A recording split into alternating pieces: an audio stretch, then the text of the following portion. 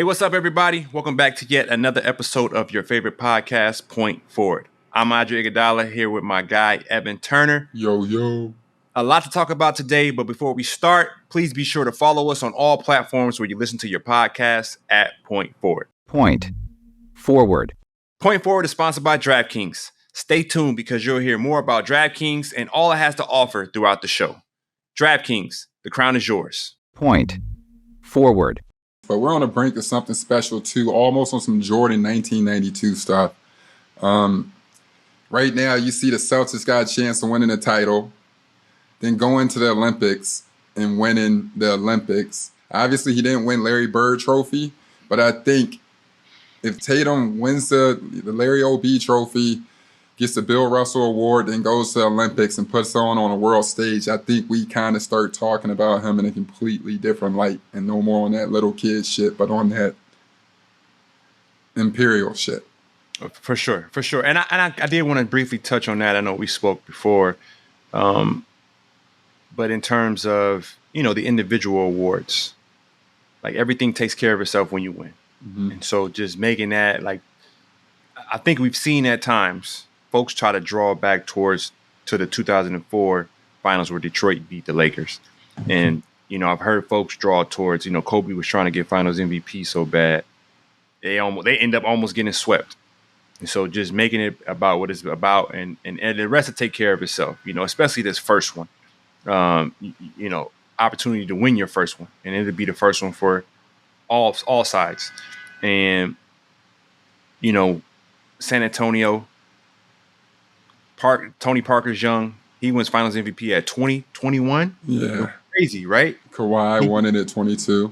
Kawhi won it, with the Spurs team. And it's like these just Tim Duncan squads. Yeah.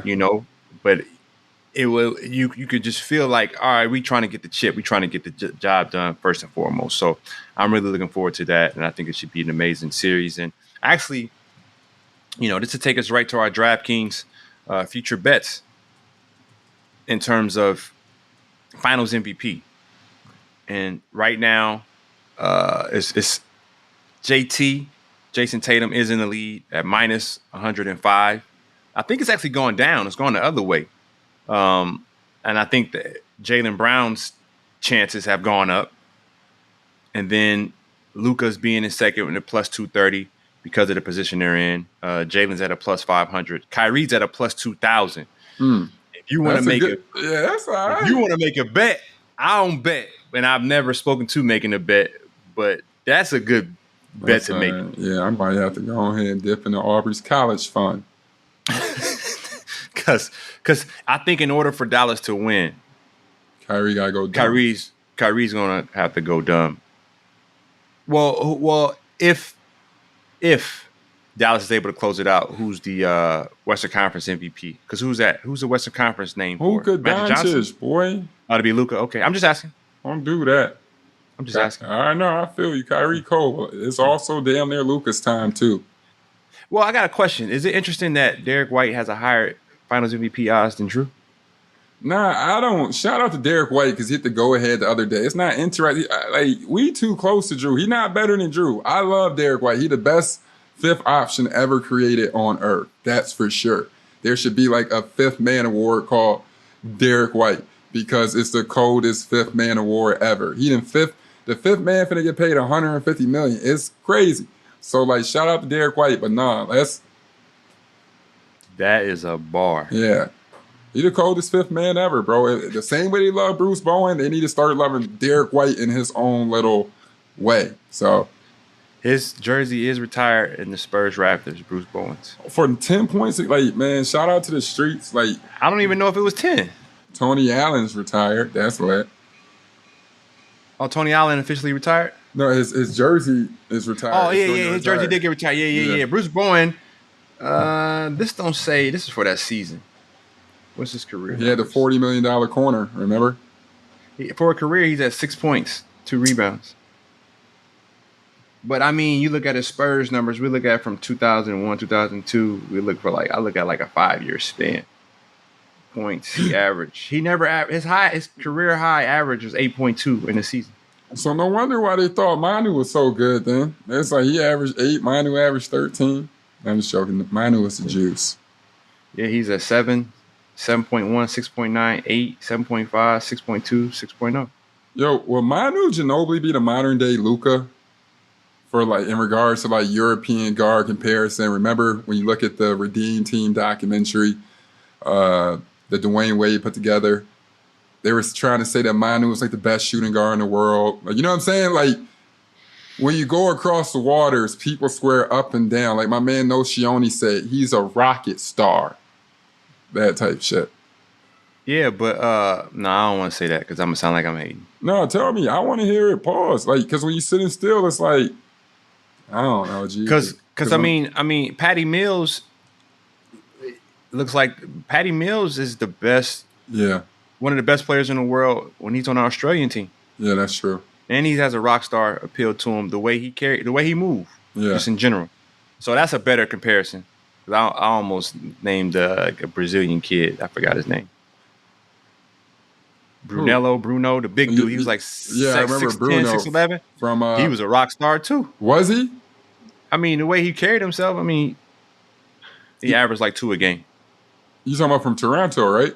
Yeah, him. Yeah. I just thought he's a tweener. I didn't know. You want to know who thought there was a rock star? Mario Hezonja. See, yeah, he had a vibe to him. Yeah, what's the name? My man from Spain had a crazy man, don't movement bring too. His name up. And he ran his ass. We ran his ass up out of here too. See him. Yeah, you talking about We ran up out of here, but FC Barcelona. He cold though. What's his name? Rudy Fernandez. No, not Rudy. What's his name? He was like a real star too. He only played in the league for like 3 years. Oh, you talking about Teodosic? Nope. You talking about Juan, Sergio Yul, Rodriguez? Nope. I know they all. Who was it? Juan Carlos Navarro. Bro, I don't even remember him. He played in Memphis for a hot second. I'm telling you, like he's like the most decorated European player of all time. Like he on that level. Yeah. But we sent him right back. He came over here a couple months. Sent him right back. But in the Olympics, he was a problem. Like he's one of the first dudes I seen shoot like threes, one-legged, like run-legged run. Oh yeah, I do remember that. Yeah, I do remember. I just don't remember him playing in Memphis. I remember that. Point. Forward. We're this close to crowning the NBA champ. And with the action heating up on the court, it's even hotter at DraftKings Sportsbook, an official sports betting partner of the NBA. New to DraftKings? Listen up. New customers can get a no-sweat bet up to $1,500. Just deposit at least $5 and you'll get a bonus bet back equal to your first bet if it doesn't hit. Download the DraftKings Sportsbook app now and use code POINTFORWARD. That's code POINTFORWARD for new customers to get a no-sweat bet up to $1,500 if your first bet doesn't hit. Only on DraftKings. The crown is yours. Gambling problem? Call 1-800-GAMBLER. In West Virginia, visit www.1800gambler.net. In New York, call 877-8-HOPE-NY or text HOPE-NY 467-369. In Connecticut, help is available for problem gambling. Call 888-789-7777 or visit ccpg.org. Please play responsibly. On behalf of Boot Hill Casino and Resort in Kansas. 21 plus age varies by jurisdiction. Void in Ontario. One no-sweat bet per new customer. Issued as one bonus bet based on amount of initial losing bet. Bonus bets expire 168 hours after issuance. See dkng.co/bball for eligibility, wagering, and deposit restrictions, terms, and responsible gaming resource. Point. Forward. Had a sweep in the Eastern Conference Finals. I think we might have predicted it. I think you spoke to it. You said a gentleman's sweep before the series started. But interesting, let's break it down. Jalen becoming Conference Finals MVP, the Larry Bird Award, it just was introduced a year ago. His shock in getting the award, he said it himself, I don't win shit. And so, thoughts on that, as well as, Boston going to the finals for the second time after they've been to the conference finals 6 out of the last 8 years, whatever it is. They've been a bunch of times. And is it, you got 2 weeks, you got a weekend and a half off, almost 2 weeks off. Yeah. Just what you saw from the Celtics in the sweep. Man, for one, I thought it was just great basketball. I mean, even though Indiana Pacers got swept, man, they battled. They battled like ridiculously. And like each game, it was like one or two, maybe like 30 seconds that really kind of screwed them over in that sense. Last night, I believe the Celtics finished the game on a 15-4 run in like the last 5 minutes and 30 seconds. But one thing I saw with Jaylen Brown, bro, is what you loved and what we talked to him about last summer in Spain when we interviewed him. And then he was talking about sticking with all 3 levels scoring. He's like, bro, I'm not shooting 10 threes per night. I'm going to get to the bucket. I'm getting to my mid-range. If I find the ISO, I'm going to score that. And I'm going to take the 3 when they give it to me. But I think one thing that occurred that really showed well was him scoring from all 3 levels and being, dominant the whole series. I think one thing that I don't blame him for is, although we know who the best player on the team is, I think he kind of somewhat gets undercut tremendously because if you put Jaylen Brown on any other team, maybe in the top 4, your team is in a position to win a championship and probably be favored just like it is now. And, I think this is kind of like this year, aside for Jaylen, but also Jayson is really going to, put the world on notice if they do complete everything to show what type of talent it truly is, as opposed to the backhanded compliments from when greatness arrives, Yeah, it's interesting. And then I'll touch on Indiana. They were up 3 with 10 seconds left in game 1. They were up 8 with 2 minutes and 38 seconds left in game 3. And then they were up 9 in game 4 without Tyrese Halliburton. And so I saw a lot of fighting them, in terms of JT and JB, Jayson and Jaylen. Both of them have gotten a little bit of flack for whatever reason. Yeah. I don't know why, but I felt like Jrue Holiday being a perfect combination to those 2 players. Like, he's always fitting in, always doing what he needs to do to help the team win on the minor details, like game-winning steal. Like, it's beautiful to see such praise come behind playing defense for a change. And also, too, if you forget it, you can't forget as well, if he don't shoot 60% for the series, they might still be playing it. It might be a duke it out situation. Yeah, you know what I mean? Where it makes sense to the point where it might be a 2-2 series, But, I mean, Jrue Holiday was unbelievable. Derek White. I think one thing that occurs with this team, everybody keeps screaming, like, it was a cupcake walk to the finals, the easiest walk to the finals. And I believe JJ Redick said, maybe there's easier paths and but there's no easy trip to the finals. Correct. And especially after these guys have proven it. They won the league by 2 weeks. You know what I mean? They basically, they had 14 losses for the longest time before they started practicing. And then they've yet to put in Kristaps Porzingis. Right. He hasn't even came back yet. Yeah. Other than that, it's been Al Horford trying to turn up. It's shaping up for a really good finals. And I feel like Boston, people don't understand just getting the job done is hard in itself. So to sweep is really hard. Yeah. Because everything, like, a team can figure out how to win one game and they're going to play the best basketball they ever played. I mean, the way we saw TJ McCollum playing, the way we saw Nembhard playing, like Isaiah Jackson, like these guys play out of their minds. And it's like they'll figure out a way to get one win. Even when we played the Heatles, we figured out a way to get one win. I mean, that's what Spo do. That's what Spo, I mean, shoot, they'd be undefeated if it wasn't for the Spo factor. The Celtics only lost 1 game this whole playoff series, and that was to the Heat the first round. Wow. Yeah. The whole series. I'm almost forgetting who they played in the second round. Cavaliers. They beat the shit out the Cavaliers. Oh, they did. They swept them too? I believe they swept them. And Cleveland had a couple wins, and they've been having some pretty impressive comeback wins. Because I think we're just so critical of the talent that we tend to gloss over the job actually getting done. Like we always say, finish your breakfast. That was Bron's big thing. Finish your breakfast. You got somebody in a position for the kill shot. Like, you got to take care of business, and they did that. Super happy for Jaylen. He missed out on all NBA he missed out on all defensive as well. So for him to get his just due, I feel like he put his stamp on every single game in like the most important parts. Like, they needed a bucket. They trade, Jrue turned, and JT turned, and Jaylen turned. Yeah. And I felt like he always made the right decisions when he needed to. But at the same time, I think Jayson Tatum had a series where they're kind of underestimating him as well. Like, people want a specific thing from him, but that game 3 performance was impressive. Because I was even looking at it like, JT, why'd you make this play and make that play? But he made the perfect plays. He had 35, 10, and 8, 0 turnovers. Yeah. Which is, I don't know if that's ever been done. Yeah, so think about how many times he attacked and how many times he came back with the right decision. Yes. And we're at the point now where we're looking back on some of his performances and we're like, well, do we want him to scream or get a technical more?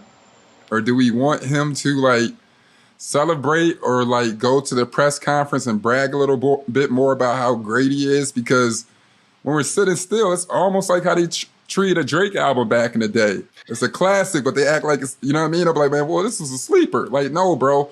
35, 10, and 8 with 0 turnovers in the playoff game versus a Carlisle team. Bro, you see that defense was turning people, G? Yeah. They let them play. Bro, but he still shot around 50%, bro. Yeah. To do that in that moment, bro, even like his numbers, bro, I'm like, bro, you supposed to be shooting 39%. I done seen real killers go into these games and you got to tap on like, hey, G, you supposed to like mix and a make. You know, like, you know what I mean? Like just if you make 2, you gonna be on fire, like type shit. And like Shorty coming out crazy. True story. Point forward. Support for Point Forward comes from Nissan. Listen up, because I'm not going to repeat myself on this ad, and I'm not going to miss words either. Do you smell that stench in the air right now?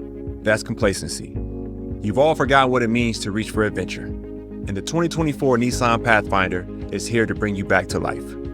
And I'm not here for excuses. Work's too demanding, the schedule's too tight, the kids have too many activities. Wrong, wrong, wrong. You're wrong.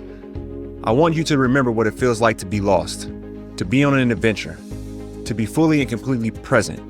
The 2024 Nissan Pathfinder can help bring back some color to your black and white life. It's a vehicle that inspires greatness and epic travels. It wants to be dirty and scratched up from brushing past branches out in the jungle somewhere. It wants to pick up scars that tell stories that will inspire people to explore. So get up, get out there, and get after it. You can do more. It's not about the number of miles in your life, it's about the amount of life in your miles. Adventure better with the 2024 Nissan Pathfinder. Learn more at nissanusa.com. Point forward. A question for you, because I've been getting this question a little bit, and I just want to know your thoughts, because I have mine. What? In terms of, is there money lost in sweeps? Man, I think so, because obviously you go back to the 2017 situation when you guys have went 16-1.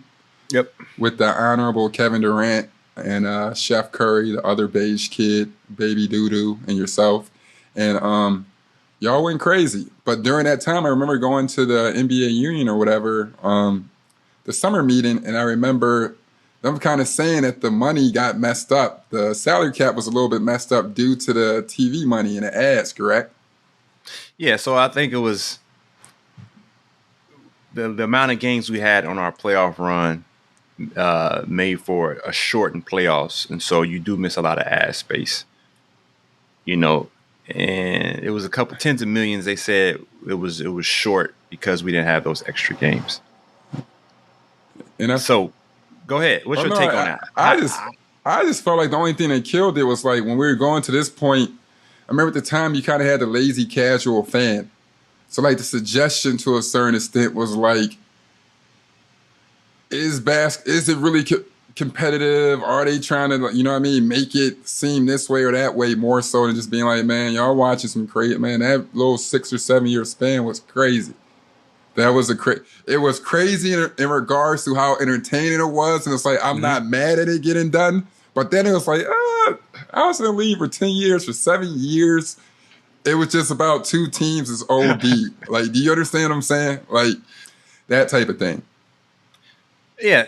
And so my take on just sweeps in general, and, you know, we have not heard. We haven't had a narrative around, you know, the conspiracy theorists on matchups. We haven't heard that at all. I've heard one, but this is from a Denver Nuggets fan, and I've been going back and forth with them fools all the time. So yeah, but it was clear cut. It was clear cut that the better team won in that series. Oh no, of course. To be honest with you, if anybody tried to say any type of conspiracy theory, I would trump them like this and being like, we keep saying the NBA is in the best place it's been in a long, long time. You have legit a young star that we've been waiting for, young stars that we've been waiting for, not only to take over the league, but you know what I mean, become the face of the league. This is legit the crowning moment, and it's no diss to like when Jokic did it or when Antetokounmpo did it. Unfortunately, you can scream like, I'm not xenophobe, but like you can scream they're foreign or whatever, but you look, and that's not the case. But when you're looking down to it, it's like sometimes guards sell better. And you're looking in this situation, the 4 top teams is filled with, guards or wing players that are super excited to be, super excited to watch, and I guess somewhat to the most part kind of relatable.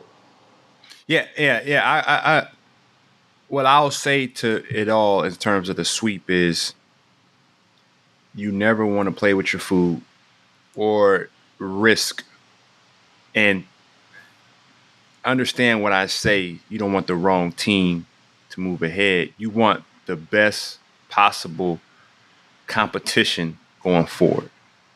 All right. Well, Halliburton being out, you got to take care of business. You don't want any extra games. Somebody gets twisted ankle or something like that. Like it's the way the game's supposed to be. And so I feel like this playoffs, every matchup we've had, the right competition came out of that matchup. I love you know what I'm saying? Yeah. With the way the Timberwolves played against Phoenix, with the way the Timberwolves played against Denver, and then with Dallas as well. Like Dallas has figured it out all along the way. It's been beautiful. And I said it last week. I said Dallas is a better matchup for Minnesota. I just think Dallas is in terms of matchup, Minnesota just can't compete with them. And it's shown in terms of the matchup. I mean, well, they had, granted, the same way we spoke on the Pacers and the Celtics, I mean, the Timberwolves and Mavs have been, even though it's on the brink of a sweep, they've been entertaining games as well. Yes. And they've been very close, very competitive.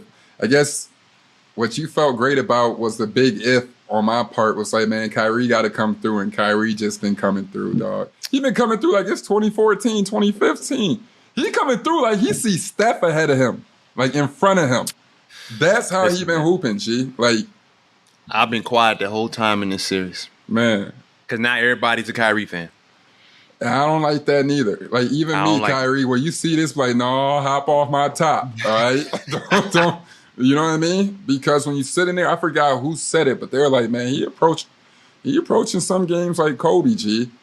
And his fourth quarters is damn near 80%. And one thing I don't want, Boston, everybody just enjoy this series. Please leave that Kyrie bullshit out the door, bro. Enjoy what you about to watch, bro. You about to see two of the best duos go head to head, and they're going to be healthy with 2 weeks of rest. Like, come on, bro. Like, I've been thinking about Boston for a while. Yeah, no, G. I know I'll be asking you. Like, you go to the Union and you borrow tickets and you take us, okay? Because I'm like, man, I'll be there for sure. I'm a trade to watch. See this? No, it's. I mean, every game is going to be. I don't want to move too far ahead, but this is going to be pretty spectacular to watch. Same thing. Like Boston has a great basketball knowledge and affinity to the game, and just keep it about hoop. All right, let's be respectful. Let's enjoy this competition. Let these guys go out there and do what they do best. Let's be respectful. I'm really looking forward to the matchup when, if it happens. It's going to be a good one. Point forward. Yeah, I be trying to correlate that and being like, well, what?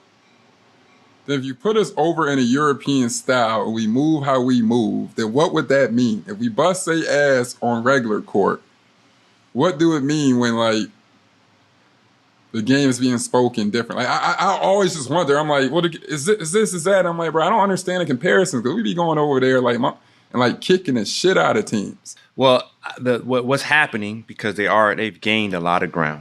I'll give them that. They've gained a lot of ground with Giannis, with Luka, with Joker, and like Joker and Luka in terms of like their skill sets and being pros at like 14, 15 years old. They already had the game, and they're fundamentally sound.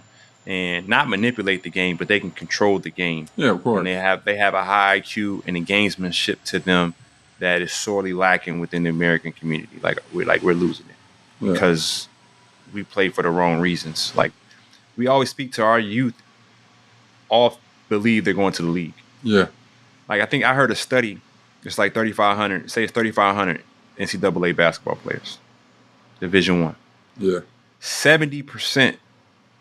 I heard 70% believe they're going pro. Playing the NBA or just pro? They're going to the league, fam. That's crazy. 70. It's only 60 slots a year, and only 30 of them are really guaranteed for 18 months. It ain't that easy to make this bad boy. That's what's so crazy. It's like it's really tough to like. That's insane. Like, people are trading like good opportunities and be like, yo, I'm going to the league, and it's like, nah, dog. You know how tough it is to get into the league, like. And we thinking holdbacks is going to help us get to the league. Well, I'm gonna stay in high school for 2 extra years so I can get to Kentucky, or I can get to UCLA, or I can get to UConn, so I can get a shot at getting to the league. I'm like, man, if you can't get there when you 17, you ain't gonna get there when you in the same place at 20. Man, my son played against a 20-year-old this weekend in AAU. Oh man, bro, but that's almost as bad. Shoot. But then they grow up to be these dudes that they don't ever get on the team. They just go to G League for 5 or 6 years, wear their best outfit on a bench, and it's like, are you going to register any type of minutes in this mug? Like, I know a couple people I see on the bench. I'm like, come on, my G, it's your 6th year in the league, fam. Go overseas and go get you some business so another 19-year-old can have that spot. G, you 27 and a half years old. Shout out to Kendrick Nunn, who just won the championship, went over there, went crazy. You know, he did his thing in the league. Yep. Year contract didn't really work out. He was with the Lakers, had an injury, and he was like, you know what, I'm going to go over here and get busy. And now it's looking like a spot should open up for him in the league. He should be a 6th man coming off, going crazy. And also, too, bro, one of the coaches over there said he thinks he's the best player to ever play in FIBA. Like, his coach said that he thinks he's the best player to ever play over there. Yeah.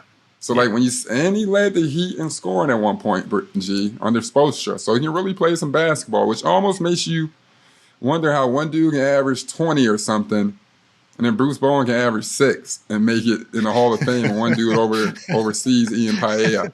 And then shout out to Bruce Bowen. It's crazy, bro. It's like pick and choose. Got to get in where you fit in sometimes. Yo, do you think Kyrie Irving could be an option for the number one option for a team or no? Or that's done? Yeah, he can be. Right now? Yeah. I mean, I don't know if he wants to be a number one. He can be a number one option on a really good team as long as the other guys, you got to have elite. I mean, regardless of the situation, you got to have elite players, period. Yeah. You got to have elite guys around you. Like, how many, and with the exceptions to Jokic, and yeah, Jokic might be the exception to the rule. How many teams have won a championship that didn't have 2 minimum all-time greats? Think about that. Shoot, when you break it down, the honorable Isaiah Thomas, Joe Dumars. I mean, was he an all-time great or was he just an all-time great dude? Dennis Rodman. All-time great. All-time great. Yeah, but the rebounding matter like that, G. Dennis only came back with 4 points, goddamn it. Dennis could score in his Detroit days. I'll pull up he had his own shoe with Nike. You ain't think about that. This is before he was like the crazy worm. This is before he was marketable. He had Nikes. I had the Converse Dennis Rodmans. Low key, bro, those were the hottest in the streets too. The Converse Dennis Rodmans. They were. My man had a pair. I remember. Your shorts couldn't go below your thighs if you had a pair. You had to go hoop just like him. Straight up, back in the day, you had to hoop just like him. But nah, I'm trying to figure out who else would have done that, man. If you break it down, I mean, Clay done it. I mean, Steph done it.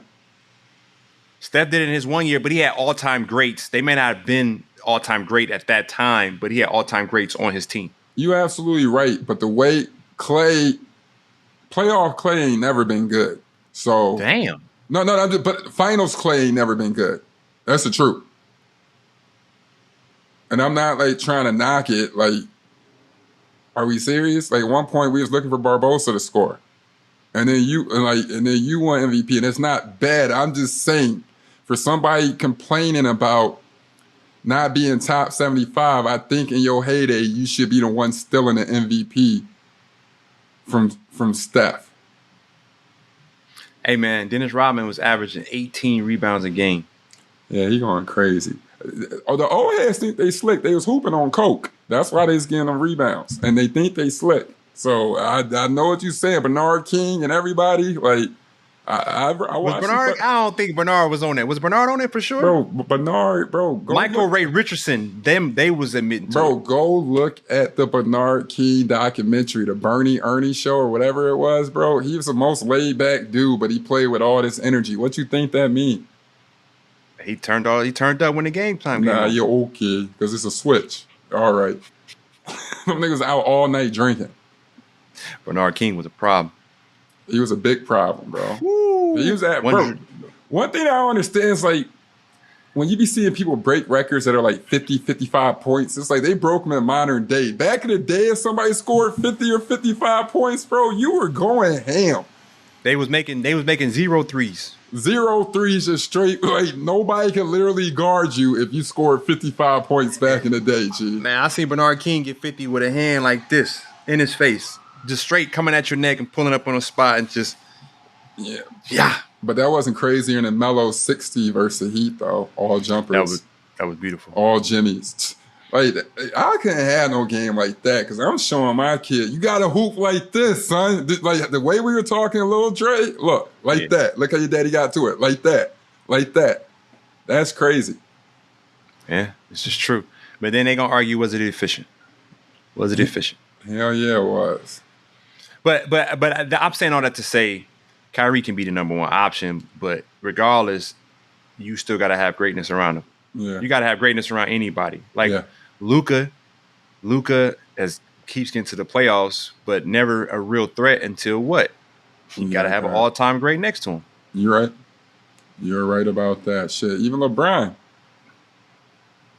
That was legit. LeBron was legit showing like, shit, I need some killers with me because you look at Kobe. Kobe kept reloading until David Stern was like, oh, all right, that's enough, big dog. Send Chris Paul to a little jumping dude across the street. Yeah, you got to have all-time greats, man. You got to. And like I said, Joker was the only exception, and he did that. Because I don't want people misreading what I'm saying. Yeah. Because his road to get there, you know, he took out Bron. He took out Bron in the conference finals and AD. But other than that, you know, was there any real threats? So he was never put in a super vulnerable position. Let me not say that. Because let me clear it up. Anytime you got Bron on a court, especially back then, you're always in a vulnerable position. Yeah. And then, Joker's been balling so much. Yeah. Bro, we literally don't appreciate AD whatsoever. So, and there was no reason why, when you break it down, looking at their body type or anything, Jokic could have that matchup versus those two. Like, the same way I argue and be like, man, I can't believe back in 2020 they told me 2 top 5 players in the world can't win a championship. So now, like, when you look at it, like, bro, AD he was just first team All NBA and first team All Defense, second team All NBA.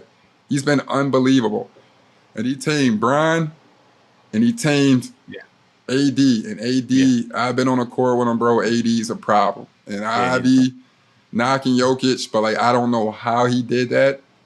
And only thing I can say is shout out to Jamal Murray. Will be a great one before it's all said and done.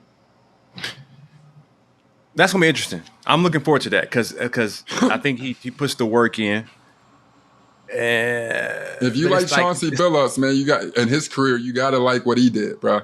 No, and I'm not comparing him to Chauncey. I'm just saying Chauncey never got the love he is supposed to get, but he always performed. Like, do you understand what I'm saying? And that's not like no diss. I'm just saying, like, bro, every game Jamal Murray plays, bro, versus a big time team, he's throwing up 30s. That's not maybe. Go back and look at the off games he has. He never has an off game. Never. Well, I'm going to give the credit to Anthony Edwards because I ain't never seen somebody just wipe somebody out. Yeah. We've seen it a few times, but like a guy can just. We've seen Jrue Holiday do it versus Portland Trailblazers. Yeah, we just gonna take him out the game. When we saw Jrue do that 1 year when he was in New Orleans, oh my God! No, that was my fault, G, because I couldn't hit the 3-pointer because everybody knows I shoot threes. No, he just shout out to Coach Stocks. No, I'm just joking. No, I'm just joking. But when you sit there, it's like, wait, okay. No, he took 2 people out. Yeah, nah, he went crazy. Shorty, at one point, bro, that's after that series, I'm like, bro, this dude Jrue is just I don't believe all that Jesus shit. Because what he did to Buddy, I'm like, damn. Like, this was vindictive. Blocking the beating they stuff off the glass. Dunking our 7-footer. We had a 7-footer from Bosnia. You ain't supposed to dunk on them. Dunked our 7-footer. Did whatever he did to me, like he didn't care about me, but then just kept giving everybody 40. While DeMarcus Cousins, Anthony Davis, and Rajon Rondo were on the court. Buddy said, hold my jacket, y'all chill. I got an easy one. And not like that, but you know what I mean. That's what it seemed like. And okay, and I would love your commentary on this one. And it may get framed because I don't think it was a guard for guard situation, and this has nothing to do with that. Oh, I know what you're talking about. I want to preface it with that. But how do the Milwaukee Bucks feel after we were saying like this trade don't make sense, and it's not about Dame because we know Dame is Dame. Yeah, top 75 all time. Yeah, unreal. But just in terms of like chemistry and how you got certain guys that work a certain way together, and what Jrue brings to the table, and how he can be probably one of the most elite complementary players of all time. Like I'm putting Jrue Holiday in Scottie Pippen territory. Absolutely. It's an understatement.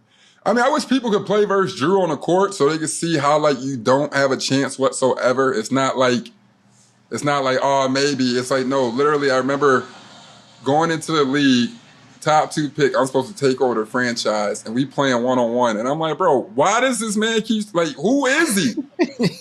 Both ways dunking, like, bro, he's unbelievable. It's a joke, bro. That was one of the few times where I used to be like, man, this dude is not normal. Not normal. So like, the only thing I think about with the Bucks that occurred, I didn't like the change of the coach, giving a coach the first year. But they traded Jrue well before that.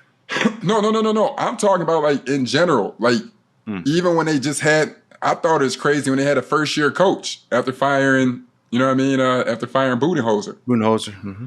And I thought too when it came down to leadership and what you're doing, it just looked like with so many vets and so many people with so much experience. I think it was impressive they wanted to be coachable, but it seemed like nobody took a lead of the ship. Like, I think sometimes eventually it's like, all right, November we're going to figure it out. Then December we're going to figure it out. Then January, then February, before you know it, March hits and they never hit one big stride. And I think one thing that occurs is when you come down to basketball, everything translates. And in order to make things work, you got to have a guy that does everything on the court, not something good in here or not something bad in this area, or have a team that makes up for that and build around that. What do you think? I want to know why they traded Jrue Holiday. Yeah, no, that is. I mean, bro, to be honest with you, I know why, bro. Because anybody knows basketball, G, it's like, bro, I love Chris Middleton and death, bro, but you can keep Chris, shit. Like, Chris and Giannis need each other. You understand what I'm saying? You might not get the same Chris. To be completely honest with you, they traded on Portland, right? Yep. What's my man's name in Portland? Give him credit because he wasn't a goddamn dummy. You know what I mean? Like, he literally said, I need that Jrue. I'm just saying, because how else do you give up Jrue Holiday? This is where I think sometimes, longevity and people being there so long somewhat messes up, like, your perception. Because I think maybe within that zip code of, like, Milwaukee, there's a couple people inside that office that thought Jrue and Chris Middleton were like this. or maybe even Chris being this. Because when it comes down to it, how else is you would never lose to Jrue. You would never lose to Jrue. You would never lose to Jrue. It makes no sense. There's no reason why you would ever lose to Jrue or trade a Jrue. I think it's something to it that we don't know. Because it makes no sense. Yeah. I just think it was just one of them days, man. Because as soon as we saw Jrue gone, and you hit me like Jrue gonna end up in Boston. You said it like right when it happened. And I'm like, if Jrue goes to Boston, then it's over. If you Milwaukee, how don't you see that happening? You know Portland's not keeping Jrue. Yeah. Drew's gonna end up somewhere with a team that's probably gonna beat us. You got to think that, right? Yeah, and it was a bad Monopoly player. That's when a bad Monopoly player sit down, bro. You know what I mean? That's when some fool trade Boardwalk for Baltic, man. While you went to the bathroom, you come back like, what the fuck you doing in Monopoly? And it's like, I traded him. And I think people like this has nothing to do with Dame and Jrue. Nah, not at all. Nothing to do with that. We talking strictly scenarios, and we're strictly talking about the team makeup and the team like chemistry, cohesiveness, and how it all works together. Yeah, like it's all got to work. And you got Giannis, you got Chris. We keep talking about them, and how do you build around them? Yeah, it's funny because they had actually started off the season. They were what, number 2 in the East. They were right. They were 2 games behind first when they fired the coach. So you asked that question too, but I digress. Shout out to Jrue. And shout out Dame. Shit, when Giannis went down, it looked like the Milwaukee Trailblazers. My boy was turned up. Long story short, G, at the end of the day, bro, Dame got to get the ball first and foremost, and Giannis got to be the big man, and you hoop from there. Period, point blank. That's it. Like, that's all. Like, let them come in and figure it out, and the rest of y'all get the scraps. All right. Well, Middleton need the ball. Somewhat, but like, bro, it's year 14 for Buddy. Like, if Ray Allen, he did go crazy in the playoffs. No, and I've given him all that credit, but once that knee done, and we seeing you once every blue moon, nigga, you ain't Kawhi. You feel me? So get you an efficient 12 or 13 shots every 10 games. Give us a little 24 piece, and we like that. But other than that, like, you can't no longer be in the meetings with Dame and Giannis. Like, I need a third. Like, nah, bro, I just stand on the outside and be like, they talking, all right? Point forward. Support for this episode of Point Forward came from Nissan. The 2024 Nissan Pathfinder comes with a challenge. Get outside and do more. More adventures, more exploring, more fun. The Pathfinder is ready for mud, ready for snow, and ready to wow with available, intelligent 4-wheel drive in 7 different drive modes. It's built to inspire.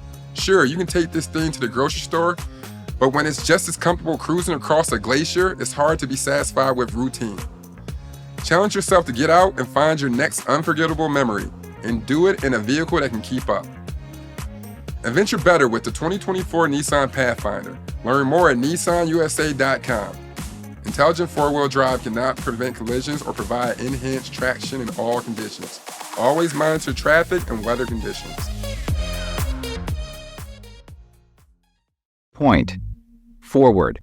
Thanks for tuning in to another episode of Point Forward. Don't forget to follow Point Forward on all social media and subscribe to the show wherever you listen to your podcasts. We appreciate you listening. See you next week.